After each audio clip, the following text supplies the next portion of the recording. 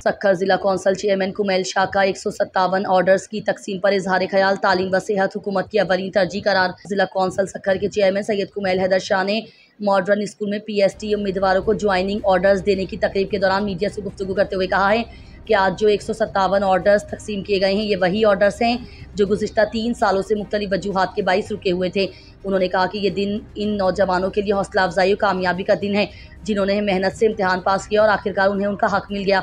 सैयद कुमैल शाह ने चेयरमैन पाकिस्तान पीपल्स पार्टी बिलावल भुट्टो जरदारी और सूबाई वजीर तालीम सरदार शाह को खराज तहसीन पेश करते हुए कहा कि इन दोनों रहनुमाओं की काविशों से पूरे सिंध में 93,000 ऑर्डर्स मुकम्मल मेरिट की बुनियाद पर जारी किए गए हैं जो पीपल्स पार्टी के तालीमी मंशूर की शफाफ इकासी करते हैं।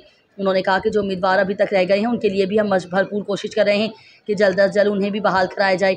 इंशाल्लाह जिन उम्मीदवारों के केस अभी ज़ेर इल्तिवा हैं उन्हें भी बहुत जल्द ज्वाइनिंग लेटर्स जारी कराए जाएंगे।